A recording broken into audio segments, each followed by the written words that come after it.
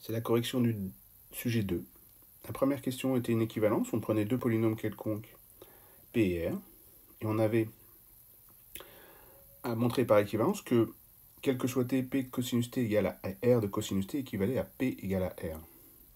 Pour cela, on peut raisonner par équivalence. P de cosinus t égale R de cosinus t pour tout t appartenant à R, ça équivaut à pour tout x appartenant à moins 1, P de x égale à R de x, car lorsque t décrit R, cosinus t décrit moins 1. Ensuite, on utilise un théorème important, qu'un polynôme a une infinité de racines si et seulement si il est nul. On obtient ainsi l'équivalence. Cette question vous a posé beaucoup de problèmes. Alors, je écris une autre rédaction avec une double implication. Alors, je change un peu parce que dans l'énoncé, c'était cosinus, mais après, on a besoin de sinus. Donc, j'ai refait la démonstration pour sinus et je n'ai pas pris pour t appartenant à R, mais t appartenant à I.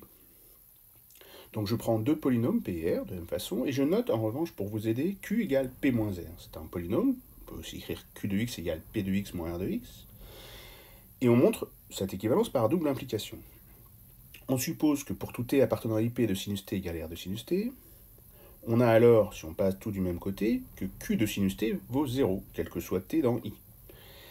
Mais donc sinus t, quel que soit t dans I, est une racine de Q.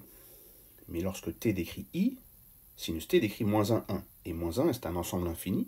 Donc tous les réels de moins 1, 1 sont racines de Q, c'est un ensemble infini, le polynôme est nul. Et ainsi, P égale R. Dans l'autre sens, c'est plus simple, mais on va aussi détailler, parce que certains ont eu des difficultés ici. Si on a P de x égale R de x, qui revient à P égale R, on a le polynôme Q de x qui est nul. Donc, quel que soit t appartenant à I, quand on substitue sinus t à x, ça fait Q de sinus t égale 0, tous les coefficients étant nuls. Lorsqu'on fait le calcul de Q de sinus t, ça vaut 0. Donc on obtient bien, quel que soit t, P de sinus t égale R de sinus t. Ensuite, il y avait une récurrence où on a séparé l'existence et l'unicité. On peut faire les deux d'un coup, mais je pense qu'il est important de simplifier les raisonnements. Donc, on montre par récurrence d'abord qu'il existe un polynôme Pn, tel que pour tout x, la dérivée n de x est égale à ce polynôme en sinus x sur cosinus x puissance n plus 1. On fait attention à tous les quantificateurs parce qu'ici, il y a plusieurs quantificateurs. Pour tout n, il existe un p, tel que pour tout x. Donc attention à bien noter tous ces quantificateurs dans l'ordre, qu'ils soient notés avec un symbole ou pas. Donc on fait l'initialisation, il n'y a pas de problème particulier, on impose P0 égale 1, on n'a pas à justifier comment on fait pour le trouver. Quand on prend P0 de x égale 1, ce polynôme permet d'avoir la relation voulue. Ensuite, on suppose qu'on a un n pour lequel an est vrai, la fonction est dérivable, et on dérive. Attention à cette notation. Première étape, j'ai demandé à ce qu'on écrive dérivée n plus unième de x, dérivée n plus unième en x, est égale à dérivée de la dérivée n en x. Cette ligne-là était souvent mal notée, en fait, dans les copies.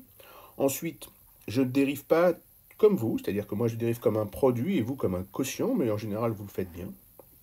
Ensuite, il faut définir Pn plus 1, et en définissant Pn plus 1, on a bien un polynôme qui permet d'établir la relation à l'ordre suivant.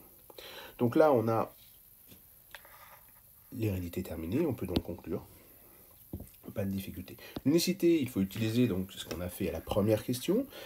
Là, il n'y a pas de difficulté. Alors, c'est pas forcément. Vous pouvez ne pas le voir comme un raisonnement par l'absurde. On en prend deux, ils ne sont pas forcément distincts. Et on montre à la fin qu'il est nécessaire que P égale Q, donc on a montré l'unicité. Donc en conclusion, on a bien montré qu'il existait un unique polynôme, vérifiant. F dérivée n fois en x est égal à ce polynôme Pn en sinus x divisé par cosinus x puissance n plus 1. J'ai mis Pn dans C de x, j'aurais pu mettre dans R de x. Ensuite, nous avons donc la relation de récurrence qui permet d'avoir P indice n plus 1 en fonction de Pn, qui nous permet ensuite de calculer P0, P1, P2, disons P1, P2, P0 étant donné par la première remarque dans l'initialisation. Ensuite, le monôme dominant, alors c'est bien, vous l'avez fait relativement bien. Alors, il faut essayer de trouver la meilleure rédaction. Il y a eu des rédactions intéressantes, comme ceux qui m'ont écrit que Pn de x était égal à x puissance n plus q de x, où q de x est un polynôme de degré inférieur strictement à n. Bon, ça c'est bien, voyez ce que je vous ai dit dans vos copies. Ensuite, il y avait une autre récurrence qui était déjà... Bon, j'avais indiqué que c'était dans la feuille 69, mais on va le voir. Alors, je ne vais pas le redémontrer comme je l'ai fait ici. J'ai plutôt montré ce qu'a fait un de vos camarades. Il est là. Alors, ça, c'est une façon de faire qui est très intéressante. Je pense même la réutiliser, si peut-être peut-être que je l'ai déjà fait, mais c'est une façon efficace et qui peut être pour vous beaucoup plus simple, parce qu'on ne démontre pas une implication, ou même deux implications ici, on montre une égalité, ce qui est beaucoup plus simple. Alors, je vous laisse la travailler, elle n'est pas très difficile, à un moment donné il faut dériver une égalité. Bon, on arrive au résultat assez simplement. Ensuite, il y avait une autre récurrence avec des coefficients entiers. Alors, euh, certains ont écouté mon indication, je parlais à Aloïse, alors je ne sais pas si c'était seulement avec Aloïse, mais la difficulté c'est de montrer que c'était des entiers positifs. En revanche, il fallait montrer que c'était des entiers tout de même. Donc vous avez souvent dit AN positif, alors qu'il fallait montrer que c'était des entiers. Donc faites attention, lisez bien l'énoncé, les indications qu'on vous donne ne sont pas des réponses. Sinon, je donnerai les réponses. Pour factoriel, je n'ai pas fait la récurrence. Certains ont même dit que c'était la définition factoriel d'un nombre entier. C'est juste, donc pourquoi pas. Moi, j'indique dans la correction qu'on pourrait le faire par récurrence. Vous le faites bien en général. L'exercice 2 a été bien traité. Il était un petit peu calculatoire et pas tant que ça. Le début, vous racontez beaucoup de choses qui ne servent pas. C'est pour ça que j'enlève souvent dans les copies, mais sinon c'est bien. Le calcul est plutôt bien fait. Dans l'exercice 3, il y avait un calcul un peu. Alors, je ne le fais pas j'ai pas fait dans la correction, mais alors, beaucoup ont des erreurs. Il y a 3 erreurs des fois, une erreur, disons, par copie. Donc là, il y avait 8 coefficients, donc on avait de quoi faire des erreurs, mais c'est plutôt bien fait, c'est bien présenté. Le reste, ne posait pas de problème. Ici, j'utilise j qui est exponentielle de j pi sur 3 parce que on l'a déjà vu, c'est les deux racines. Alors, j et j carré sont les deux racines cubiques de l'unité différentes de 1. C'est juste pour avoir une rédaction plus sympa à la fin. Et tout à la fin, alors la décomposition dans R n'est pas au programme, en fait, il faut regrouper les racines et les racines conjuguées.